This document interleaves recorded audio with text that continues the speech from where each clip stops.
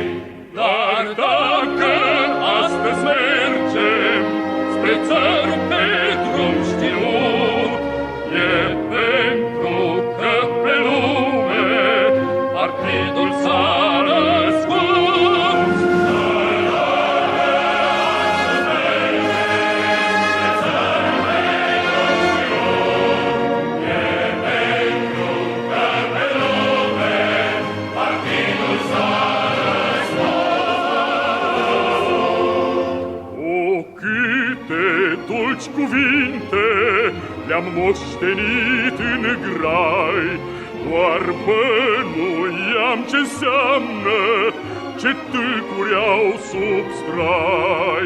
Dar dacă astăzi tâlcul de plin l-am priceput, e pentru că pe lume partidul s-a născut.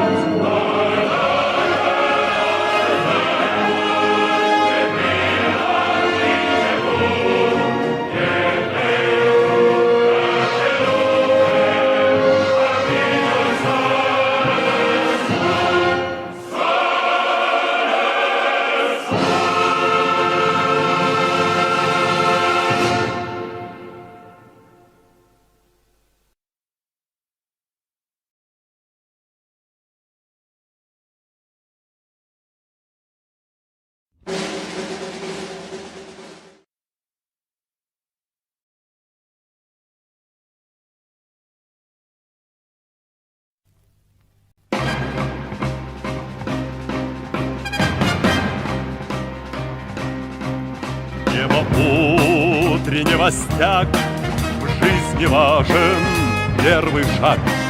Слышишь, реют над страною ветры яростных атак.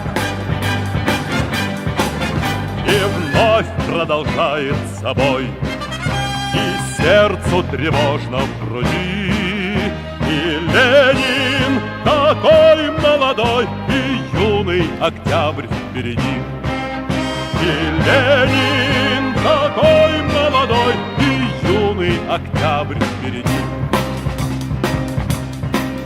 Весть летит во все концы, вы поверьте нам, отцы, будут новые победы, станут новые бойцы.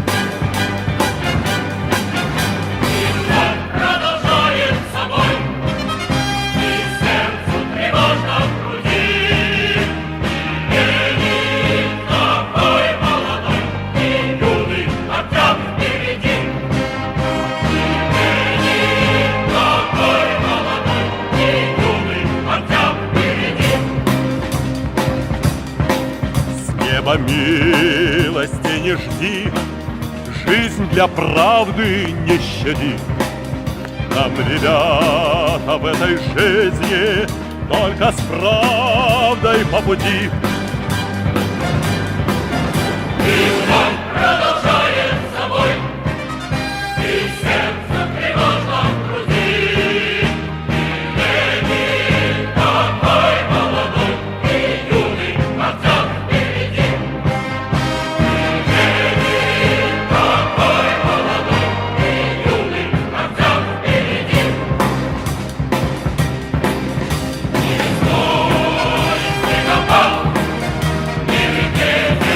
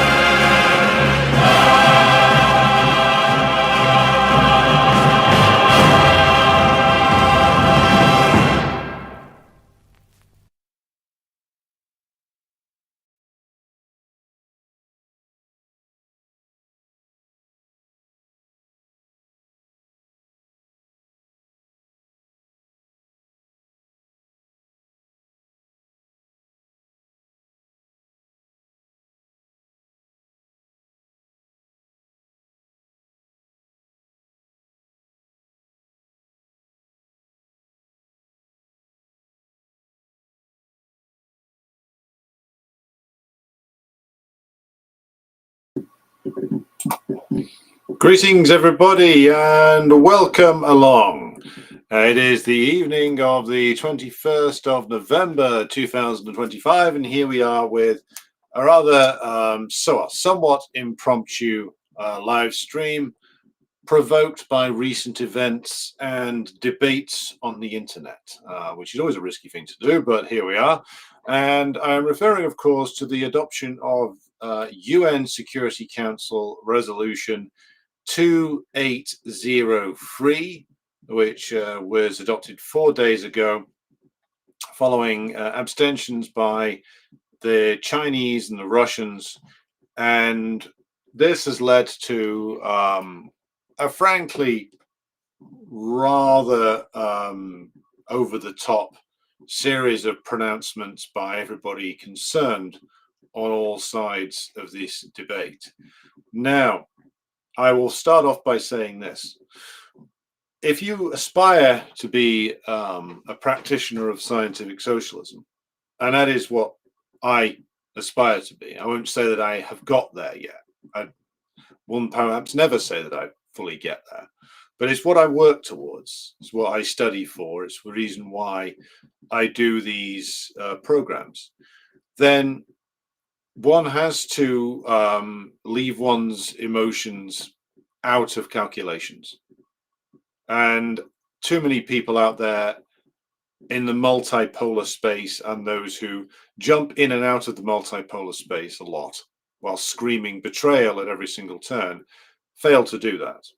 Now, that might be for reasons of their own personal nature. It might be because being extremely over the top and spraying your emotions all over the place is very good for your place in the algorithm.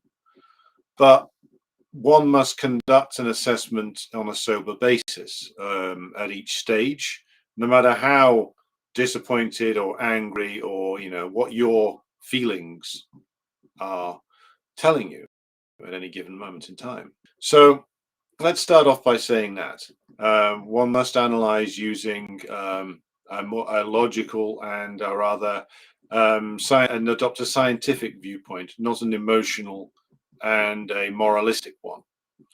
And I feel that far too many people are not doing that, including people who call themselves Marxists. It's a collapse into Trotskyism. One must also ask at each stage, is any of this actually what it is being sold as? We'll come to the question of Trump's much vaunted peace proposals that are being pushed around by various other multipolar grifters at the moment when it comes to Ukraine. Well, we will get to that, but let's suffice to say at this stage, one should not take the pronouncements of the imperialists at face value at any stage over anything. So what are we talking about here? We're talking about the adoption of this UN resolution, which you can find the link just on the United Nations website. I recommend that you read the whole thing. It isn't particularly revelatory. What it basically does is gives UN backing to the supposedly plan to end the Gaza conflict, which was agreed on the 29th of September 2025, that's earlier this year, and was negotiated principally between the US, the Qataris, the Hamas leadership by extension, though quite how much agreement still exists there, I'm not sure. The Turks and the wretched collection of swine that run Egypt, and the wretched collection of swines that run Turkey, for that matter. But what this does is it gives UN backing for the comprehensive plan, including the most controversial, shall we say, and rightly so, element of it,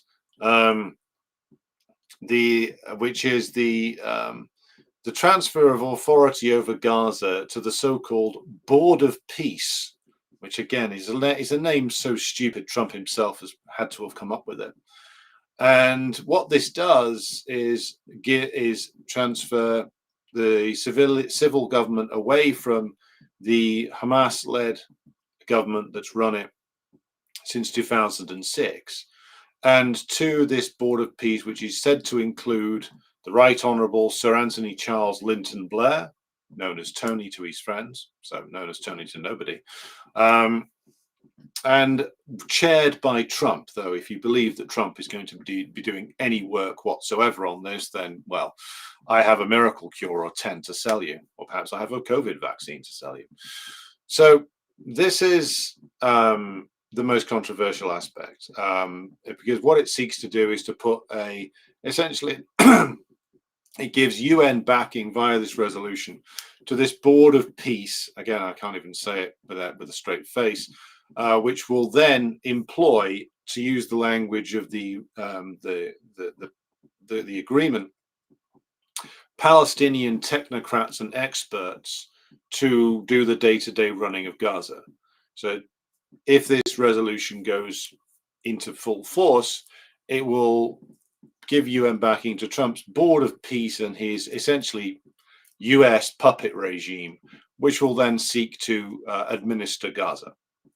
Calls also for the release of 250 life sentence prisoners held in Israeli jails and the 1,700 Gazans who have been detained since October the 7th, 2023. Also calls for unrestricted aid to enter the Gaza Strip, and also says that Hamas will be disarmed and there's going to be an international support force to countries unspecified as to who's going to contribute to this as yet, which is going to oversee the disarming of Hamas and the implementation of a new law enforcement system, again run ultimately by the Board of Peace and administered by these Palestinian technocrats. So essentially it's putting in place a puppet regime that is a puppet regime linked to the Palestinian National Authority, and ultimately in its intermediate period will be decided upon in terms of its composition by, well, the US imperialists. The Trump nominally is the head of this thing. Trump will just turn up, cut a ribbon, and go home again. It'll be others who are in charge of things. So what this does is establish the puppet regime that I've just outlined there. Of course, this puppet regime is not in place yet. A lot of things about this are all very unclear, if any of this is even going to happen. So the allegation from many is that by failing to veto this, the Russians and the Chinese sold out the Palestinian cause. As I said, some people are very quick to scream sell out at Russia and China at every single twist and turn in this ongoing crisis that we've been in for at least, well, 3 years now, since the beginning of the Russian special military operation. But let's examine what has been done here, and let's first of all read into the record, shall we say, the explanations given by the Chinese and the Russian missions to the UN on the Russian Foreign Ministry as to their vote. So let's start off with the Chinese one. And again, I'm just going to drop this link into the chat so you can all see it and take a look at it. I would encourage everybody to read the UN resolution and the attached comprehensive plan of Trump's. It's only 4 pages long. I've never read anything so comprehensive and so short. And also the explanations as to the votes given by the Chinese and the Russian governments. So I'm going to read the Chinese statement first, and this is a statement given by Ambassador Fu Kong on resolution 2803. So this reads as follows. Gaza, brutalized by 2 years of war, is a land of ruins and dire need of rebuilding. Over 2 million people continue to live in deprivation and struggle in displacement. China supports the Security Council in taking all necessary actions to achieve a lasting ceasefire, relieve the humanitarian disaster, and launch post-war reconstruction to rekindle the hope of peace and development for the people of Gaza. Regrettably, the draft resolution that was just voted on is lacking in many respects and is deeply worrisome. First, the draft resolution is vague and unclear on many critical elements. Well, that's certainly true.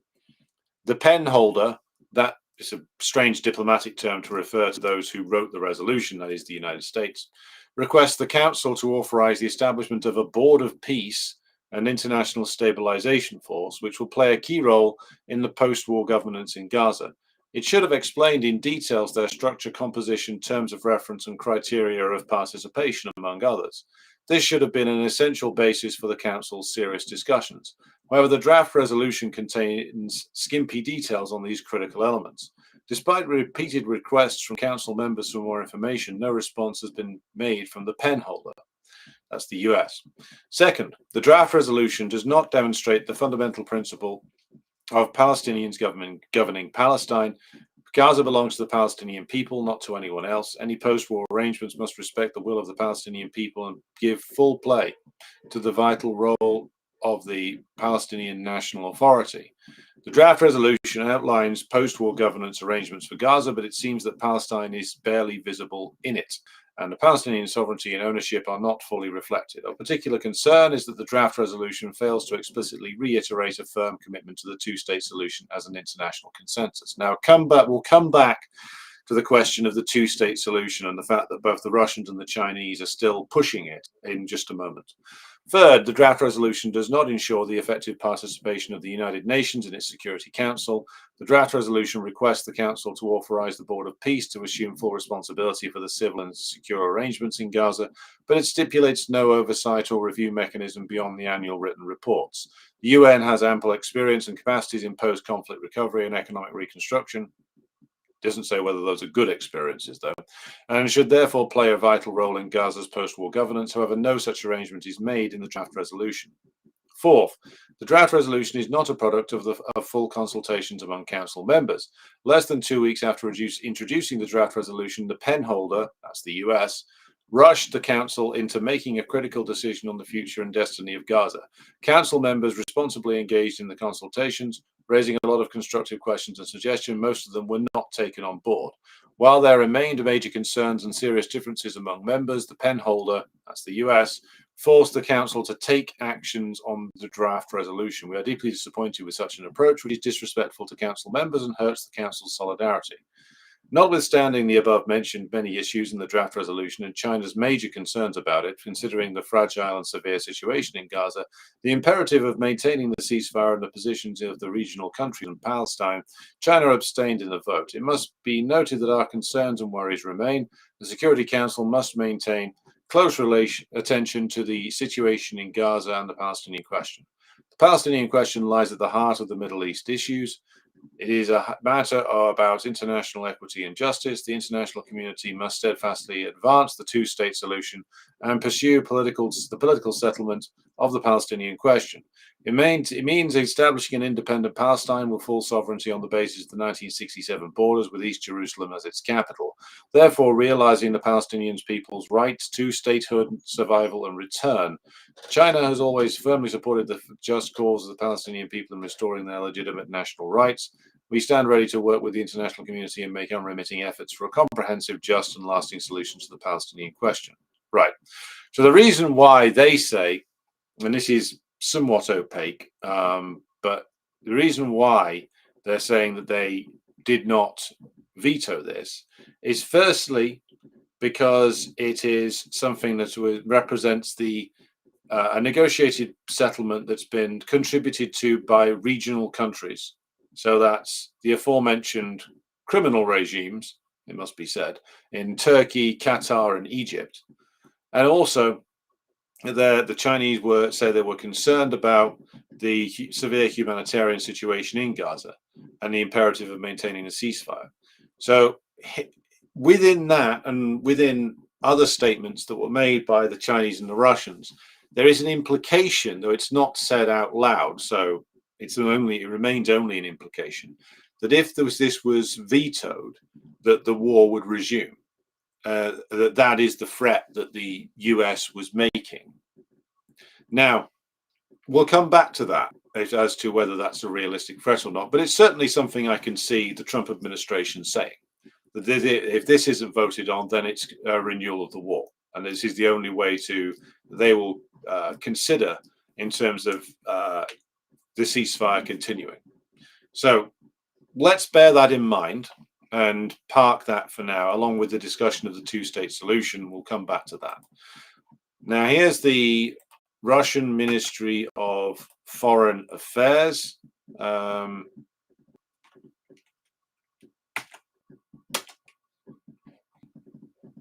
Now, in their statement, who have also stated their particular reasons for voting as they did. So here we go. I'll read this in full as well. On November 17th, the UN Security Council voted on the American draft resolution featuring Trump's plan to end the war in Gaza. The document was adopted with 13 votes in favor, while Russia and China abstained. The document prepared by Washington establishes a so-called Board of Peace to govern Gaza, headed by Donald Trump, and according to him, involving other most powerful and respected leaders throughout the world. So what Tony Blair's doing there, I'm not sure. The board is in turn authorized to deploy certain international stabilization forces in coordination with Israel and Egypt.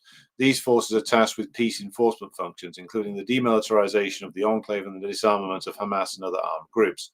However, the participation of the Palestinian National Authority in governing the sector or in determining the future of the Palestinians based on the two-state formula is not envisaged, nor does the resolution stipulate obligations for Israel as the occupying power, including the renunciation of annexing Palestinian lands or the withdrawal of its forces. The UN Security Council and the UN Secretariat have been entirely sidelined, both in terms of oversight and accountability for the structures being established in Gaza and the practical modalities for deploying and stationing the international contingent. Also telling are the rushed, indeed ultimatum-like methods employed to advance the American draft, without genuine discussion, without discussing the substantive concerns of other delegations, and under direct threats of renewed large-scale bloodshed in Gaza. So the Russians are more explicit than the Chinese. They openly say that the US was making threats that if this was not adopted, there would be essentially a renewal to the mass bombardment of civilians in Gaza. Even the circulation of a Russian counter-draft aimed at overcoming the disagreements in the UN Security Council by returning to consolidated international legal foundations for Palestinian-Israeli settlement failed to rectify the situation. So the US would not consider any alternative to its own text, in essence. Thus, it must be acknowledged that Resolution 2803, as adopted, does not grant the Security Council the requisite prerogatives to maintain peace and security. It contradicts the spirit of genuine peacekeeping and universally recognized international legal decisions, which envisages the creation of an independent and territorially contiguous state of Palestine within the 1967 borders, with East Jerusalem as its capital, coexisting peacefully and securely with Israel. Russia abstained in the voting, taking into account the stance of the Palestinian National Authority leadership, the position of the concerned Muslim and Arab countries in support of the American document, and to avoid a recurrence of violence and military actions in Gaza. It bears reminding that the war and suffering of civilians in the enclave could have been halted long ago had Washington not consistently, 6 times in the past 2 years, used its veto to block draft resolutions demanding an immediate ceasefire. The paramount concern now is that the decision does not become a fig leaf for unbridled experiments in the occupied Palestinian territories, nor a final verdict on the legitimate rights of Palestinians to self-determination or the aspirations of Israelis for security and peaceful coexistence in the region. Well, the Israelis don't aspire to peaceful coexistence. That much is completely untrue. So, the Russians, slightly more explicit there in their analysis or their justifications as to why they voted the way they did. The US was making direct threats that unless this resolution was agreed to, then the murderous rampage of the Israeli regime would resume in Gaza. That's what is being said as to why the Russians and the Chinese did not veto this. So let's ask the question then. If it is indeed the case that this will actually impose a rule of, well, the US as an occupying power combined with the rule of domestic compradors, because I can take a bet on who's going to be in the technocratic and expert administration that the Trump administration is proposing. My guess would be a bunch of scumbags who are trained in London and Washington, who are sort of Palestinian exile types, who will come in and attempt to administer things. That would be my guess. Now, as to who is going to be in this international security force, that's a very interesting question. Unclear at this stage as to who's going to be up for that one. The US itself won't be contributing, I would guess, though my guess would be that themselves and the British will contribute, like maybe officers and intelligence men, but the donkey work's going to be done by somebody else. My guess would be that they would want somebody from majority Arab or Muslim nations to front. There'd be somebody who can be reliable in terms of a reliable servant of US imperialism. Saudis, I doubt they'd want to do it, that they'll probably put up some money. Qataris, no, they don't have much of an army. The other Gulf states, probably not. It could be that they would look to get maybe Muslim countries from Southeast Asia on board. So maybe Malaysia, maybe Indonesia. That's shaky, though, whether either of them would want to do it. And to it, leaving us only with, like, who? Like African nations? How many of them would want to do it? So who's going to be in the international security force? And to pick up on President Jesus's comment in the chat, mercenaries would probably be the most likely outcome here. The advantage of mercenaries would be, particularly mercenaries who can, be sworn to obey the Board of Peace, i.e. Trump, is that they will be supervised by American and British officers, but it won't be the American and British flag flying over this. Now, the question is, though, even if this goes ahead, even if this Board of Peace gets implemented and they find an international security force to come in and police Gaza, are they going to be able to disarm the Palestinian armed groups? The Al-Qassam brigades, the armed wing of the Al-Aqsa Martyrs brigade, the armed wing of the PFLP, DFLP, etc. Are they going to be able to do that? My guess would be no. Are they going to be able to carry out the demilitarization of Gaza, including the shutting down of the tunnel network that the Al-Qassam brigades have dug for many, many years? My guess is no. My guess is that they won't be, that this Board of Peace, so-called, will be, even if it is implemented, phenomenally ineffectual. It's not truly going to be accepted by the Israeli regime, because it does call upon the Israelis to withdraw, but of course it doesn't specify any mechanism or test of being imposed upon them for when they should withdraw. So this Board of Peace, again, it's unclear as to whether it is going to be able to implement the stipulations within the Trump plan, especially over the disarming of the Palestinian resistance factions. My guess is that they won't be able to do that. Well, good luck here trying to get some mercenary force to go into those tunnels and root them out. My guess is that the tunnels are prepared. Those in the tunnels are prepared for such an eventuality. So, quite how they're going to uproot Hamas from Gaza is another unanswered question. I don't think they'll be able to. Then it should be emphasized at this stage that the Al-Qassam brigades and the other resistance factions in Gaza, even though the Israelis bombed that place relentlessly for almost 2 years, they were unable to uproot them. They were unable to defeat them. The Israeli regime killed an awful lot of Palestinians. They murdered huge numbers of people. But did they actually secure a victory? Did they actually manage to obtain the objectives specified by Netanyahu? No, they did not. They were not able to militarily defeat Hamas and the other resistance factions. They were not able to drive them out of Gaza. This was a failure. The Israeli regime lost this battle. They killed huge numbers of people, but they lost every battle that they ever had with the Palestinian resistance groups. They lost. So this war, as it turns out, was pretty much a disaster for the Israeli regime. And the reason why Trump stepped in the end to end it was because it was dragging. The longer it dragged on, the more negative the political situation became for Israel and also for its master in Washington. So that's the reason why this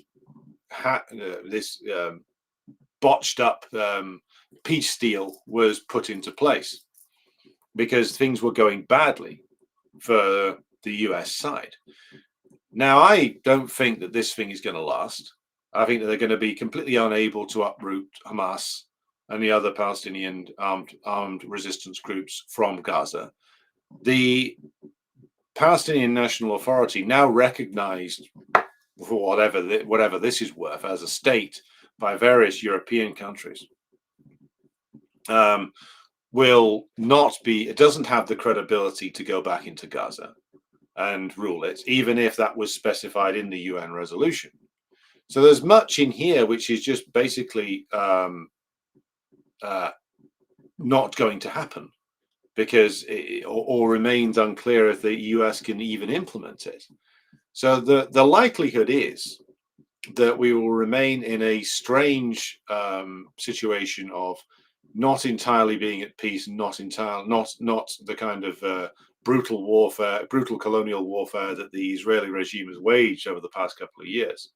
But they won't be able to actually implement most of this. Now, to return to the question of the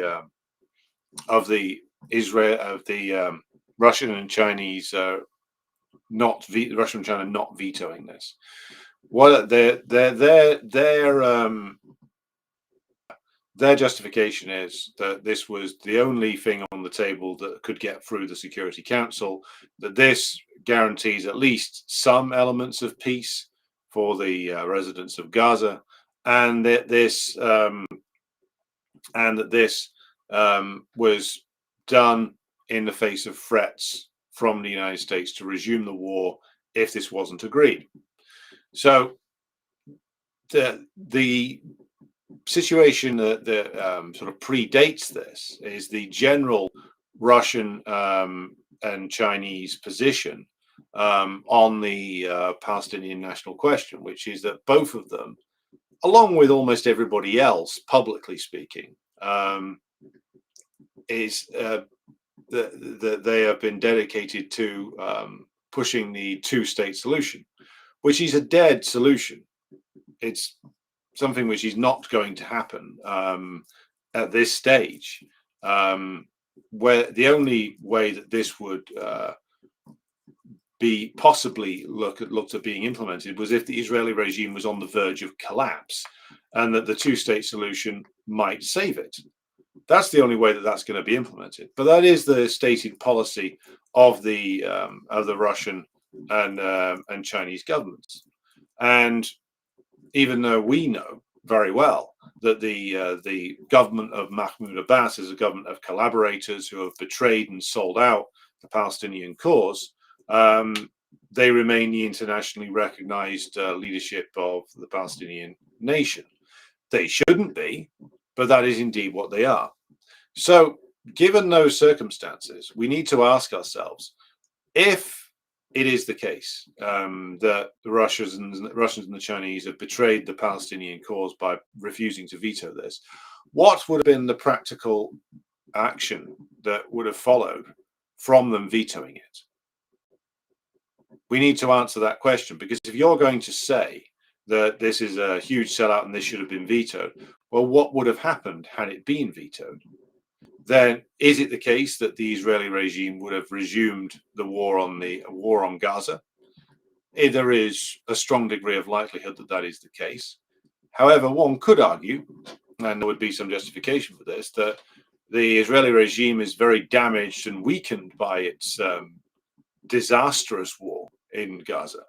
And in actual fact, as others have pointed out in the comments, the US actually having to come in, and even if it's via a mercenary force, take direct control over Gaza itself, rather than having it be run directly by Israel, is a sign that Israel itself is wobbling. Because let's be clear, let's reiterate this point. The Israelis could not win the war. They could not win the war against the Al-Qassam brigades and the other resistance groups. This deal, bad though it is, ridiculous though the Trump's Board of Peace is, represents a defeat for the Israeli regime. The Israeli regime ultimately wanted to use the opportunity as it saw it, presented by October the 7th, for a mass population expulsion from Gaza. That's what they wanted to do. That was what the Biden administration was trying to achieve.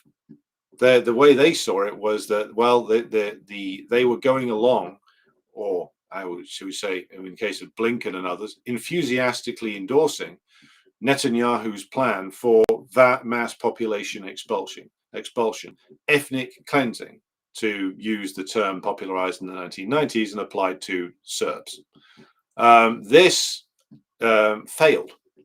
It failed because even the comprador regimes in Jordan and Egypt wouldn't buy into it, because it would mean a hugely damaging branding of them, quite accurately, as collaborators in the ethnic cleansing of the Palestinian people. And that would be too much even for the kings, the puppet kings of Jordan and the puppet president of Egypt. Not that these people care a fig about Palestinian liberation, but they care about their own heads being attached to their own necks. And had they been seen to do this, it may well have destabilized both countries to the point where both regimes faced the potential for being overthrown. So it was the fear of resistance on behalf of the masses that caused the Jordanian and the Egyptian regime to refuse to cooperate with Biden, and therefore what the Israeli regime was trying to do, with the full assistance of the collective West, with the full assistance of Britain, France, Germany, and of course the US imperialists, who are their principal backers. What they were trying to do by raining down so much death and terror on the Palestinian population in Gaza, by abducting so many of them, by murdering as many civilians as possible in as gruesome a fashion as possible, was to brutalize and terrify the population into fleeing, into demanding that they be allowed to leave. That's what was being done, and that tactic failed. It failed. For all the horrors that were inflicted upon them, the great bulk of the Gazans still wanted to remain in their homes, because they know what would happen to them if they left. They would never be allowed back. So this resolution, for all that it is, not something that any of us would want to endorse, it is a defeat for the Israeli regime. It dresses it up as some kind of victory for Trump, but in reality, this was not what they wanted in a million years. Now, there's been mention of another resolution that is going before the UN General Assembly, which is the Uniting for Peace resolution. So people have mentioned that this was a better alternative, and indeed it more than likely is. The problem with that is though that's a resolution at the General Assembly. Those are good for propaganda, but actually good for nothing else at all. Because you see, the UN itself has no real power. Not really. It can deploy peacekeeping forces, yes, when the Security Council or members all agree that they should be deployed. It can issue sanctions, again, if those aren't vetoed by a member of the Security Council. It can pass resolutions, but these only have weight if the major countries put their weight behind them. UN General Assembly resolutions, again, they're good for throwing out there as propaganda, but they're completely empty when it comes down to it. So even if this Uniting for Peace resolution went through the UN General Assembly, it would never go through the UN Security Council because the US would veto it in a heartbeat. Same as, and this isn't a matter of the Trump administration, this would have been vetoed by the Biden administration as well. So the UN itself, it is essentially a ridiculous talking shop. So again, the question has to be asked: why do the Russians and the Chinese stick to it and stick to it so rigidly? Well, again, you have to zoom out on this particular question and take a wider look. They do so because there is a consensus that exists between the BRICS countries to a degree, and also the wider members of like Shanghai Cooperation Organization and other organizations of the multipolar world, so to speak, that they want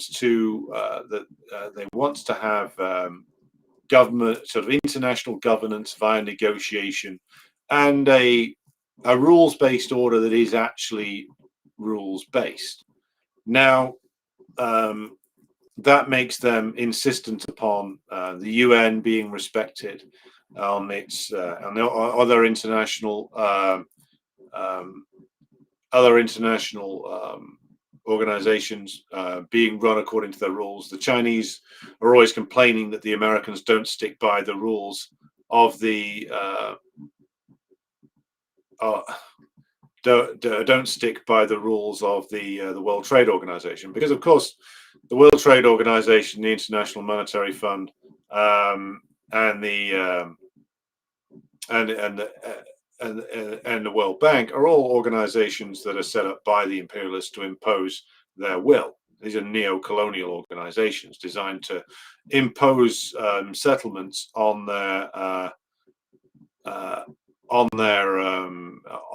subjugated populations. But this is the way in which the Chinese and the Russians have chosen to do business, and it reflects like the character of both nations in terms of both systems. Russia, though a non-imperialist country, is a capitalist country with a capitalist class that has been ejected from doing business in the Western world and really doesn't like that, which has been forced into a confrontation with the collective West in Ukraine, a confrontation which it is slowly but bloodily winning. The other country in question here is the Chinese, who is the People's Republic of China, which again, like, occupies a very strange position because it has been a key trading partner with the United States for over 40 years now, especially since the 1990s. But it is also a country which the US has never stopped trying to subvert and subject to subjugation. So it is a strange system that exists here in terms of the relations between the relations between the United States and the Chinese. Now, and with regard to the relations between the United States and the Russians, there's almost no economic relationship left at all there. It's been destroyed progressively by the sanctions policy that's been implemented by successive US administrations since 2014. So the the question of like, well, what is the did the Americans offer anything to the Chinese and the Russians for their non-veto of this deal?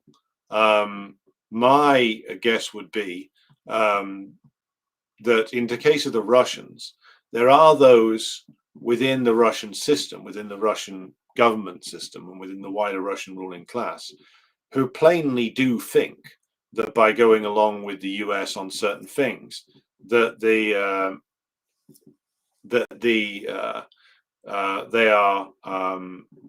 going to get something out of this, that they are going to smooth the passage of their negotiations with the Trump administration over Ukraine, for instance. And this is why, part of the reason why, anyway, Putin came out at his one of his recent addresses, I believe it was at Valdai, and said that the Trump administration's plan is a good one in terms of the board of peace, etc. So this is plainly a factor in Russian government decisions. There are those in the Russian system that believe that by going along with the US on this issue, that they can get something back in return. My guess would be that would be related to negotiations over Ukraine. My guess would be that would fail. This will not work for reasons I'll go into in a minute. We should also bear in mind that there remains inside the Russian ruling circles certain people who are sympathetic to, if not outright, Zionists. Zionism has had a relatively strong but minority support within Russian ruling circles since the counter-revolution of 89 to 91 and the destruction of the Soviet Union. This, of course, didn't exist under the. This, of course, did not exist under the Soviet Union. It was always remained steadfastly anti-Zionist until the Gorbachev era. Now, that is also a factor. We should bear in mind that it's just over a decade ago that Netanyahu was present at a Victory Day parade in Moscow. So there are some within the Russian system who remain pro-Zionist. That cannot be ignored. There are some within the Chinese system, particularly those who do business with Israel, who are, if not pro-Israel, at least aren't that fussed about Palestinian liberation. Those people certainly exist within the Chinese capitalist class. There is also the wider game being played here, but that both China and Russia are engaged in, which is the maneuvering with the likes of the Saudis, the Egyptians, the Erdogan regime, etc., as to influence within those countries. Chinese influence within those countries has undoubtedly increased, but it is my opinion that though all of these countries still fundamentally are aligned with the US imperialist system, there are those within the Chinese system who think that by bartering with them, including over things like this, because this was a deal that was agreed by Egypt, Qatar, Turkey, with collaboration from the Saudis, etc., that they can further enhance their position vis-a-vis their relations with Saudi Arabia, Turkey, etc. That, in my view, is a mistake. All of these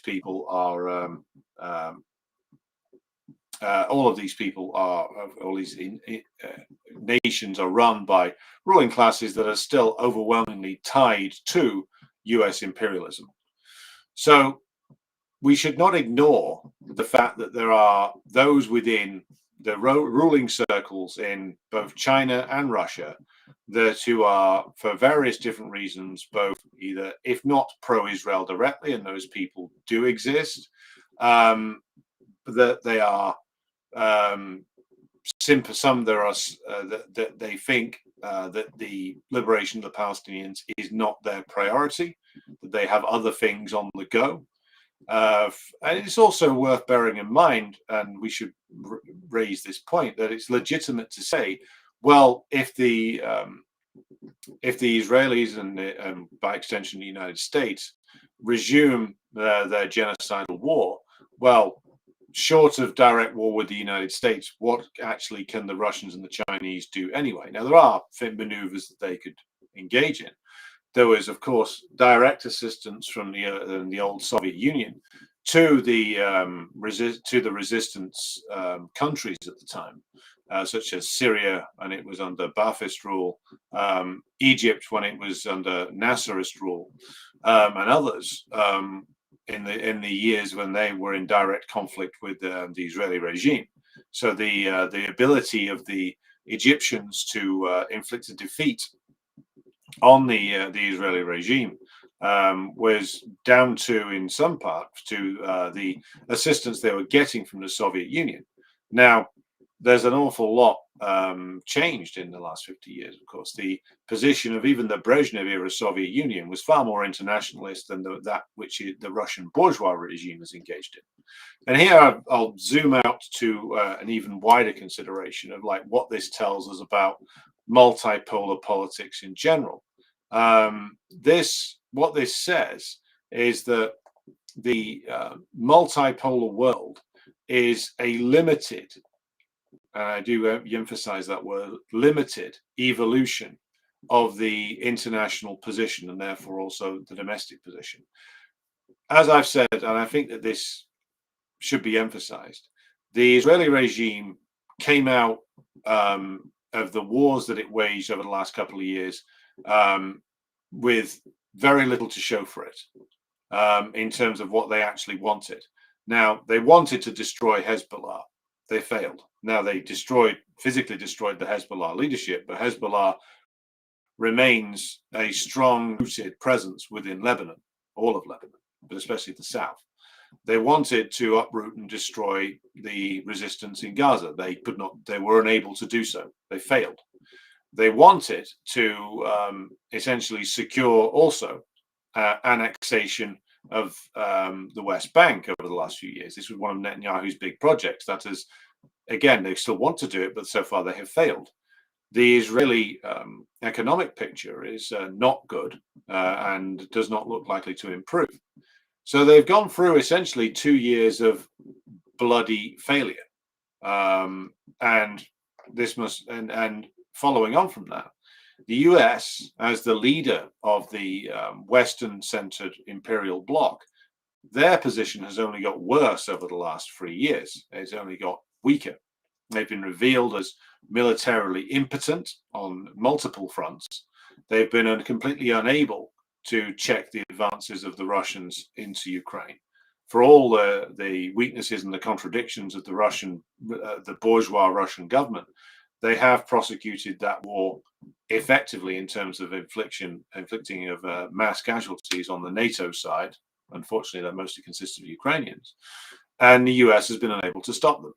So the multipolar moment, what is its essence? Its essence is that the US, the US is a weakening, formerly hegemonic force in the world, which is losing the ability to project the kind of power and control that it enjoyed in the 90s and into the early and mid 2000s. It now is on the back foot in many areas, and I would say they're on the back foot still in West Asia. Remember, the Iranians won that war, that last phase of the war with Israel. They were pushing the Israeli regime to the point of near total disaster. So the fact that the Israeli regime was obliged to again get the US to pull out of that war with a symbolic and useless strike on Iran, where Trump then claimed we have totally destroyed the Iranian regime's nuclear program, which again is completely untrue. Again, points to long-term decline of American power. They tried to do a decapitation strike and color revolution operation or palace coup on Iran, and it failed. So the US is looking at a huge catalogue of failures now, and this is the situation that faces us. Now, to go back to the multipolar point, multipolarism itself isn't a doctrine. It is just a recognition of the reality that there are different centers of power in the world and that there is no longer just one. In the 90s, there was really just one.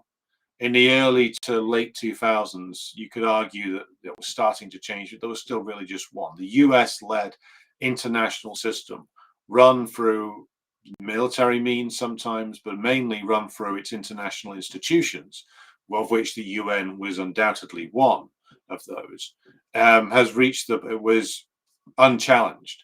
Now we're seeing various challenges emerge to it. Now, is multipolarism itself going to lead to liberation for the Palestinians and other people? Well, it's part of the process. It's part of a ongoing process, and that means the weakening of the United States means, by extension, the weakening of Israel. It also means the weakening and the fracturing of its puppet regimes that the US has relied upon in West Asia for so many years. And this, again, emphasizes the point that the things are evolving, things are changing. And also we see more widely that the US, again, is unable, and others, the British and the French, are unable to protect their positions reliably in areas like the Sahel, and in areas such as even in South America. Well, we've talked before about the Venezuelan issue, which, by the way, the Russians so far remain steadfast allies of the Bolivarian revolutionary government.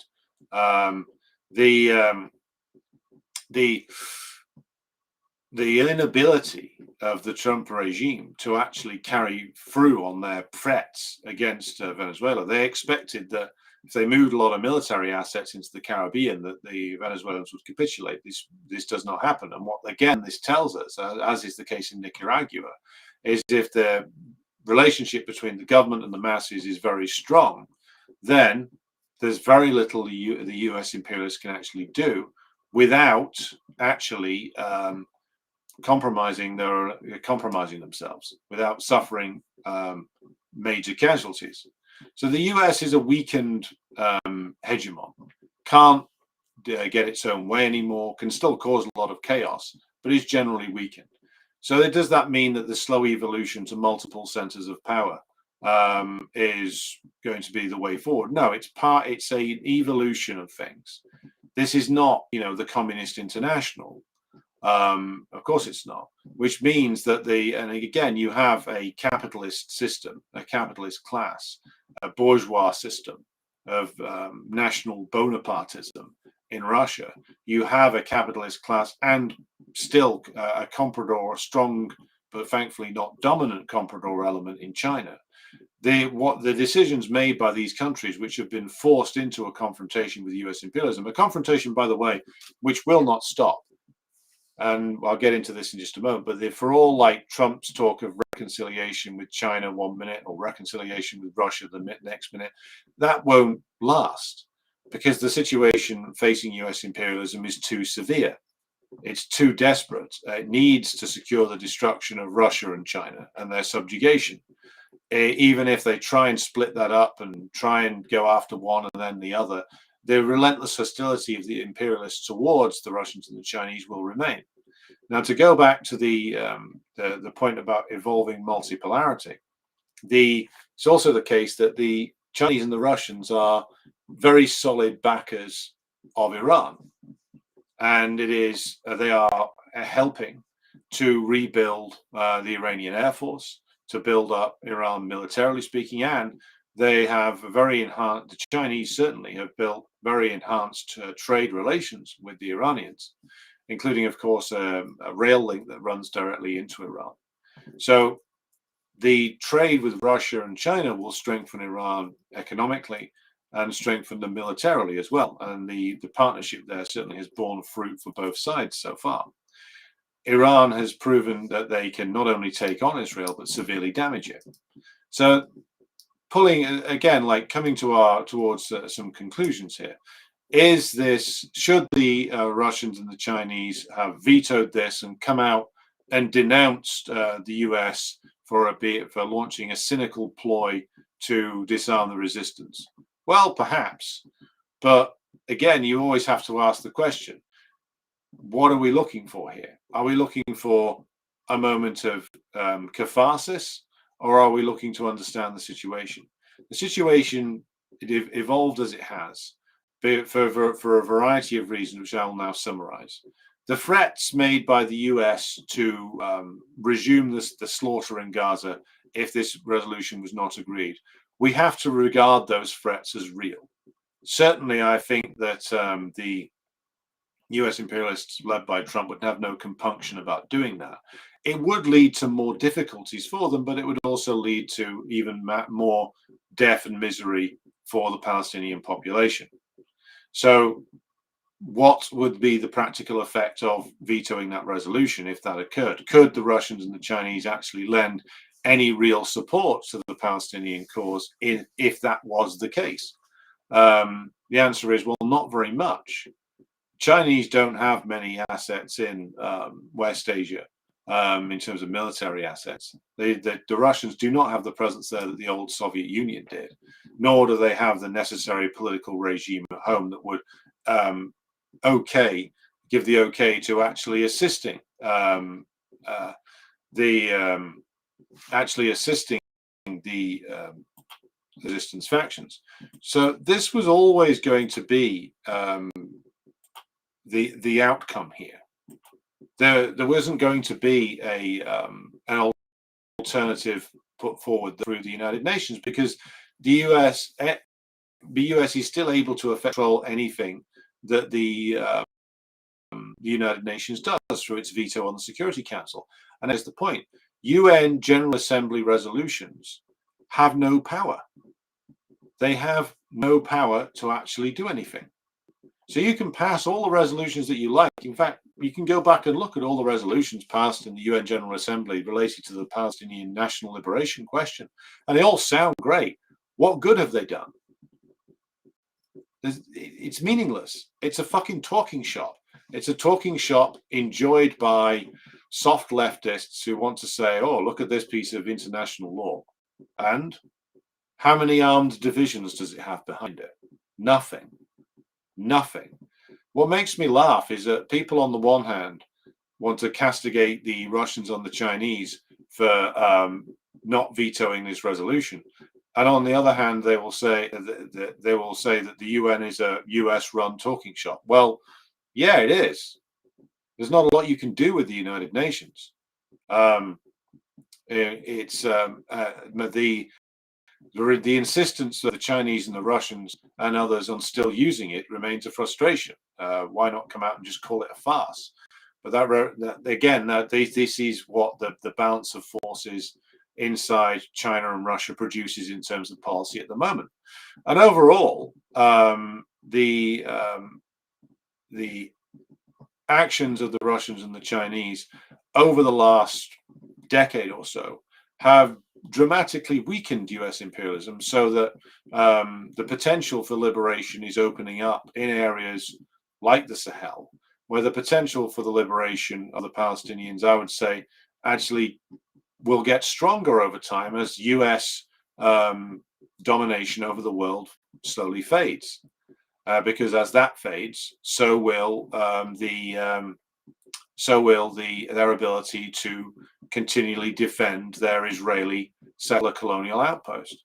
Now, there are those who say that, well, look at the Chinese are also on the side of the Zionists because they're the second trading partner with Israel after the United States. And again, that's a situation which I don't think should exist. But as to the importance of that Chinese trade with the Israeli regime, should it be cut off? Yeah, I think so. And I hope that there are, but again, that's something that will have to come through action that takes place within China. We in the West can't have a material impact upon that. That will be something that works its way through the Chinese system. If there are those in China who want to push that, and I hope that they do, as people do exist, I'm sure that they do. Ultimately, we are at a stage where things have slowly moved forward to the point where challenges can be made to US imperialism in various different spots around the world where it was not previously possible for that to happen. In that sense, multipolarity, as things stand, represents a step forward. It is inadequate in terms of ultimate liberation for people in the oppressed nations and other peoples as well, because all it really does is seek to implement a more genuine rules-based order for the international system. However, a rules-based order based on capitalism is always going to be, shall we say, chaotic and problematic at best, and is inadequate for our needs ultimately. Ultimately, what we need, all of us, whether we are in an imperial core nation or in one of the neo-colonial nations, one of the oppressed nations, is the re-emergence of the international communist movement. Now, that will only happen when the international communist movement is actually genuinely revived. And that can only be genuinely revived when there is the overthrow of capitalism reoccurs in a nation that can reasonably be expected to actually lead the international communist movement. The Chinese party, the CPC, has clearly no interest, or at least its leaders and the current balance of forces within it show no real interest in leading the international communist movement at all. So we should not wait for the red flag of the Chinese to appear on the horizon. And this leads me to talk about an unfortunate tendency that exists within the West on the left to wait for somebody else to do the liberation for us. In the old days, it was they were waiting for the Soviet Union to do something that would cause the liberation of the world. Well, that didn't happen. In these days, there's many people who just want to sit there and wait for whatever plan is being percolated away in Beijing to come to the boil, so to speak, and for that to aid us in our be the cause of our liberation. This is all wishful thinking. If we want to see the re-emergence of the international communist movement as a real force in the world, then those actions have to be taken by us in the imperial core. We have to revive the communist movement in our own countries. It is only that which is going to make any difference. No one else is going to come in and fix the mess that we are in. Let's be honest, like the reason why the Israeli regime is able to do what it has done over the past couple of years in terms of the number of deaths that it has caused, in terms of the number of murders it has committed, in terms of the number of rapes and abuses it has carried out upon the Palestinian people, is because they are backed up to the absolute hilt by the United States, by old perfidious Albion, by the French, by the Germans. So if you're in one of these countries and you want to do something about this, well, then the solution lies in front of us.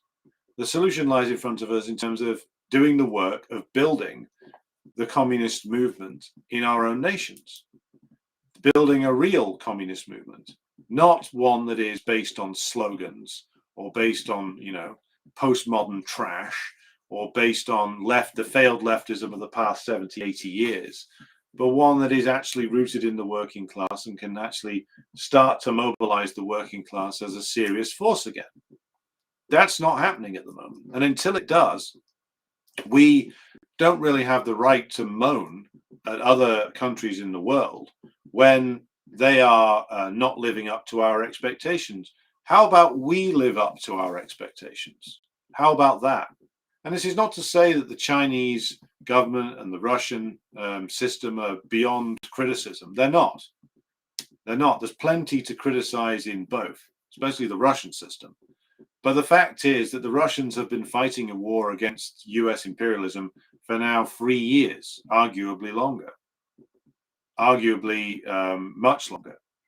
The Chinese have caused a crisis in the US by stealing a march on them, technologically speaking, and are slowly coming to dominate global trade in a number of different areas. Again, This isn't a perfect system. This isn't something that we hold, either I hold up as something which is my ideal. It's not. It's a revisionist regime. It's the Chinese party is undoubtedly a revisionist party. I defend it rhetorically against attack from Western leftists and the Western leftists' masters in London and Washington. We still have to be honest about the contradictions within the Chinese party and the Chinese state, which are many. But the fact is that these forces are doing things to challenge US imperialism, and their advance has caused, or has been part of the cause of the exposure of the paper tiger nature of US imperialism. Those who are sitting behind computers and getting hysterical and screaming sellout at other countries should really take a good look at their own position. Because let's face it, none of us in the West have done anything to actually materially affect the actions of the governments here for many, many decades. China and Russia have materially affected the calculations and the actions of the imperialist powers. We have not, have we? Let's be honest. So if you see some Westerner like going on about how the Russians and the Chinese sold out and this is all horrible and they're in business with the US, as some are saying, this is nonsense. This is nonsense. If someone's selling you that, they are selling you a giant bowl of bullshit that is designed only to, for the impact of cheap sensationalism online. We are the ones who must bring down the imperialist system inside our own nations. There's various ways that could be done. But the fact is that none of those ways are available to us right now because we just simply don't have the forces, nor do we even, some of us are starting to get towards a correct understanding of imperialism as a holistic system. But we are in the earliest possible stages. So what we should really be doing is focusing on building our own forces, getting things right here, and stop running down blind alleys, including the blind alley of blind outrage, and engaging in the pathetic chauvinism that the Western leftists engage in, and their pathetic hysteria, and their rending of their clothing, and their hyper-emotionality, and their hyper-moralizing. One can recognize the very flawed nature of the Russian system, the contradictory nature of the Chinese system. They have the international actions of both, due to their natures, lead them into often what seem to be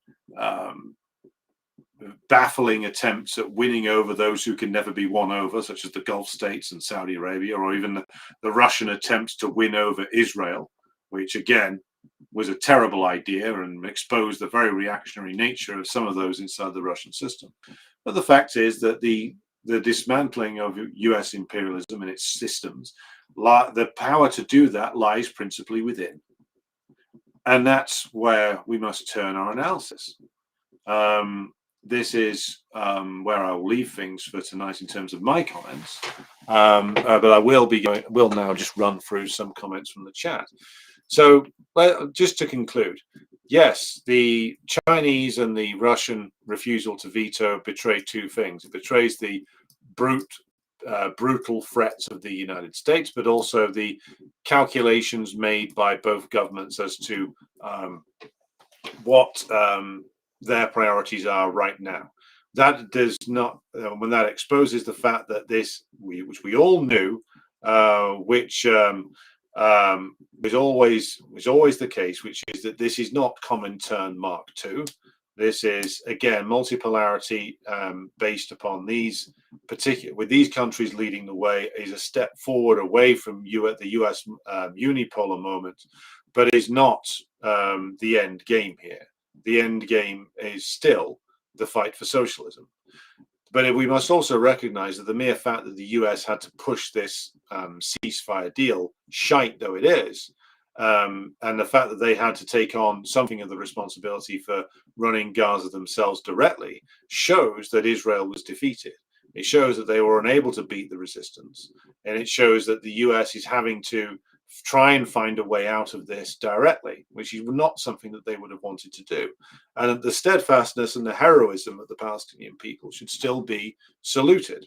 And we should. This is the reason why I always resist the urge, but the talk of some that that this isn't a war, it's a slaughter, etc. No, it is a war.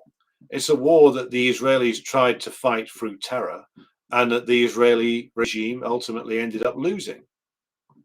And no matter how many press conferences and photo opportunities that Netanyahu does in occupied Syria, it won't change the fact that they were not able to win in any of these confrontations. So let's remember that, and remember that internet-based outrage might bring the clicks, but doesn't bring us any closer to the truth. Right. Okay. So, hello to the following people: Molotov, Mo Tanks, R Worded, Sid Hatfield, Marius, who says, the speed at which so many online personalities veer from smugness to shrieking doomerism is exhausting and ridiculous. Yes, indeed.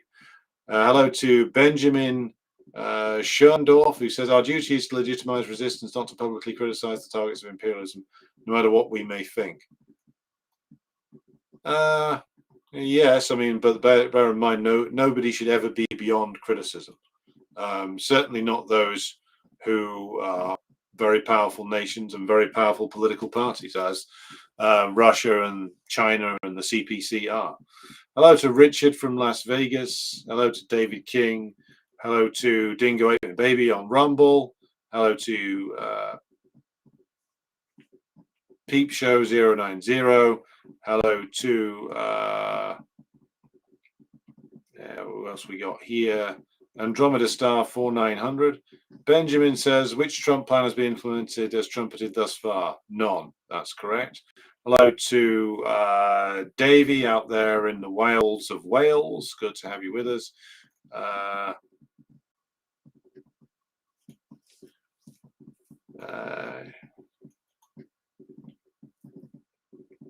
Also hello to Alistair Page McGill and President Jesus and Barney Boomer and Edward, who says, if people complain about how hard it is to attract members to an ML party, then come to Latvia. My comrade Isco Lat had the police called upon him by random people for agitation about socialism.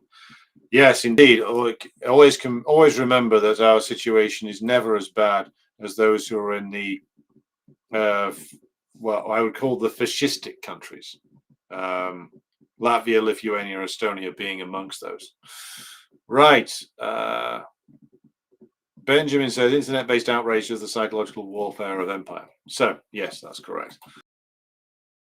Right, now, I'm going to bring things to all this evening. Now, I am very aware that what I've just said is more than likely to please absolutely nobody from East sides. And I am quite pleased with that fact in a strange way, because actually doing serious analysis where you try at least to outline the full picture of why something has happened is a lot more difficult and attracts less viewers than screaming quickly either game over for the West on one day or the Empire strikes back the next day with a picture of Trump as a fat Darth Vader or something. The truth is that if we want to understand things, we have to interrogate things comprehensively, which I've tried to do today. Happy to answer questions on it at the next Q&A. And that the path to liberation is a complicated and a nasty one sometimes, and we should always bear that in mind. So, thanks to everybody who tuned in. I'll be back again with another episode in the Gramsci series. That'll be probably Sunday for that. Be sure to check in on our live, now pre-recorded, Decline and Fall episode. We did a live Q&A earlier today. You can find that in Decline and Fall YouTube channel. Be sure to go and have a look at that.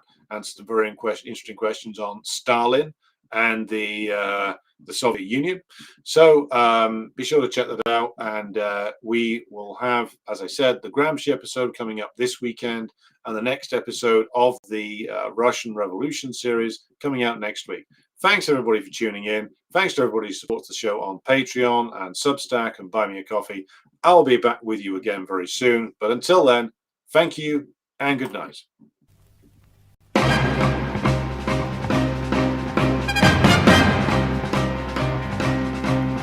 Небо утреннего стяг, в жизни важен первый шаг. Слышишь, реют над страною ветры яростных атак. И вновь продолжает собой, и сердцу тревожно в груди. И Ленин такой молодой, и юный октябрь впереди. И Ленин такой молодой, и юный октябрь впереди. Весть летит во все концы, вы поверьте нам, отцы. Будут новые победы, станут новые бойцы.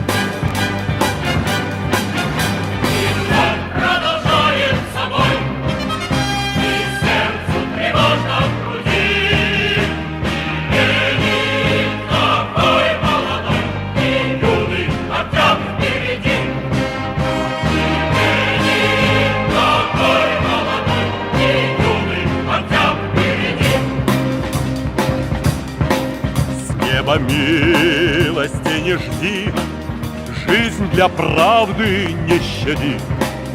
Нам, ребята, в этой жизни только с правдой по пути.